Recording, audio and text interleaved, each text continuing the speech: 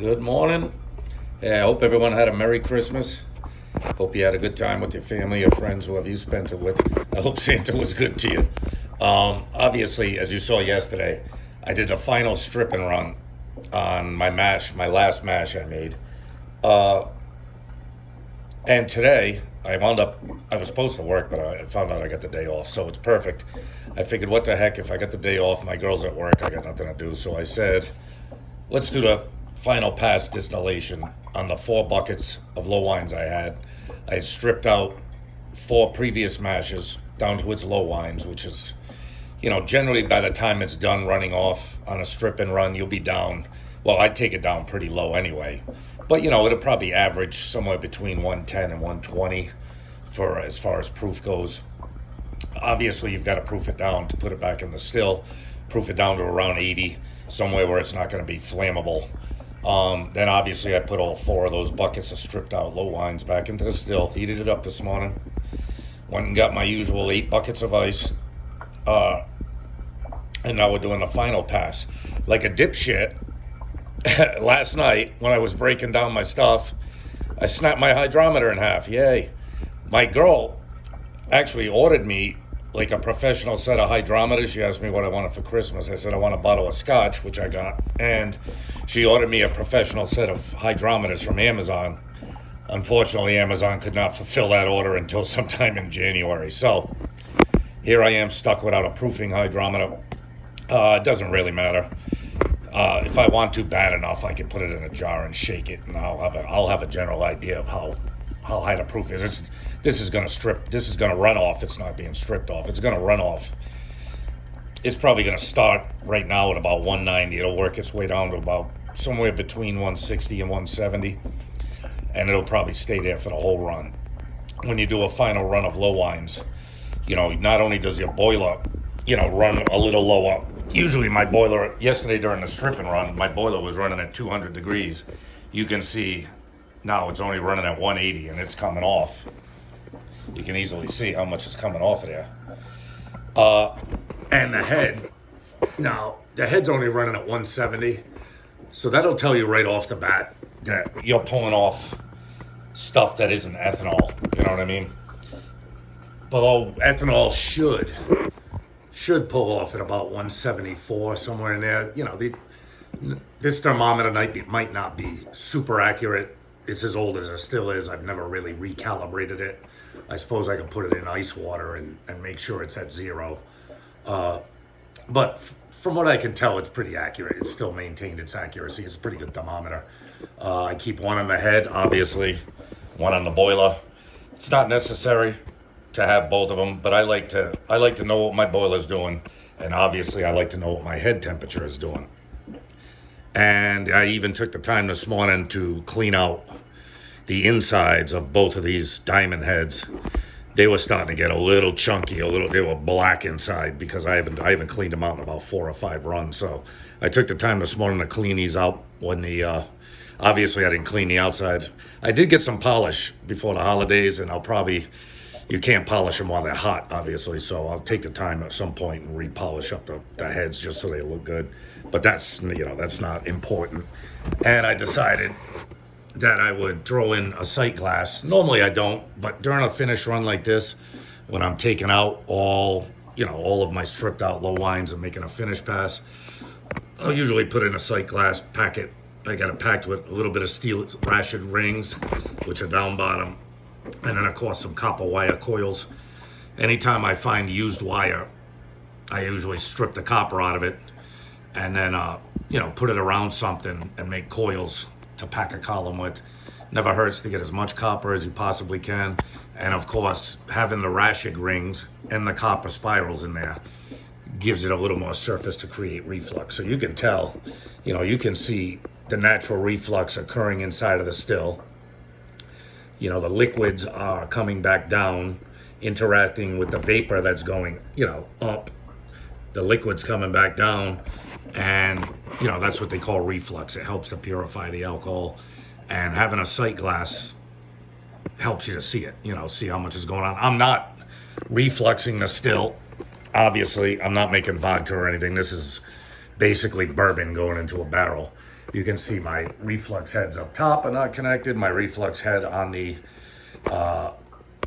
I call it the mutilator head, but I think Wayne at Ozark Steelworks has a proper name for it. I like to call it the mutilator because you put some cold water through that, and it would be pouring back down the sight glass. It would look like someone turned on a faucet inside your still. So I'm stripping it off. We're just at the beginning parts. This, as you can see, I'm starting to fill up the first jar. I would imagine I'm probably going to throw out 2 of these half-gallon jars.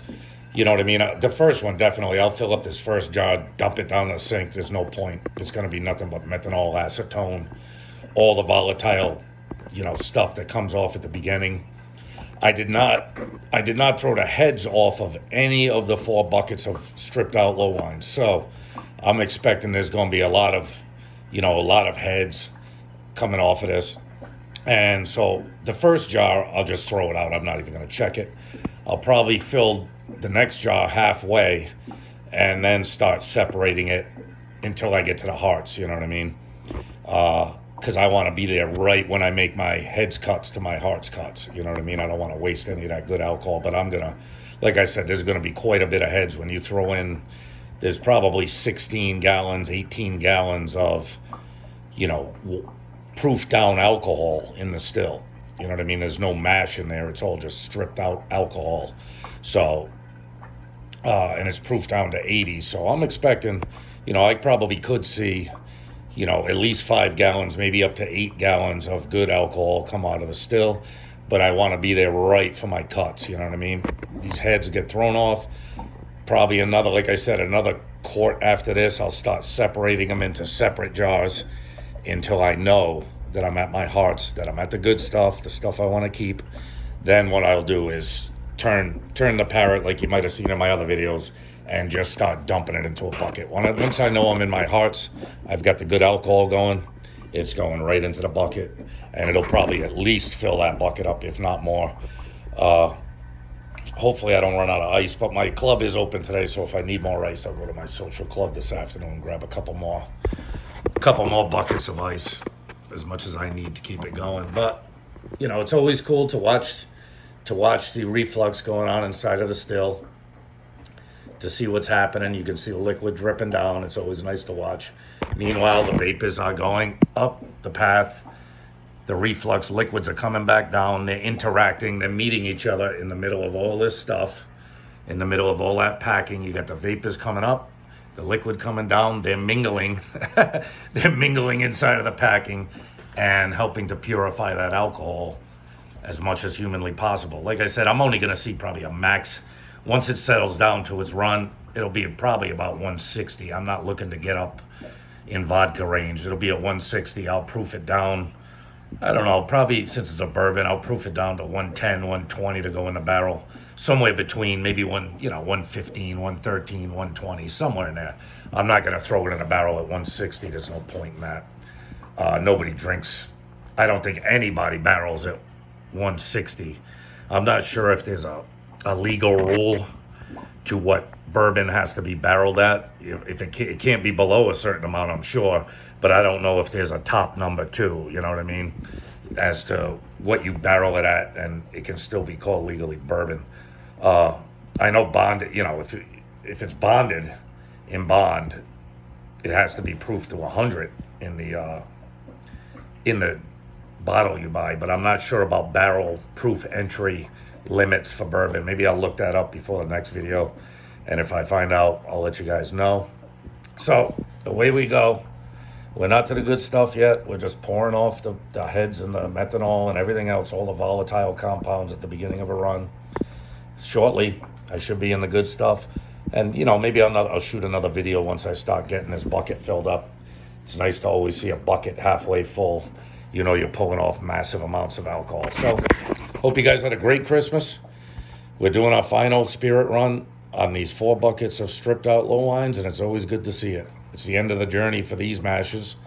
It'll give me a good amount to put into that 15-gallon barrel, but unfortunately I'm going to have to do this 2 or 3 more times, probably 2 more times, to get that 15-gallon barrel full.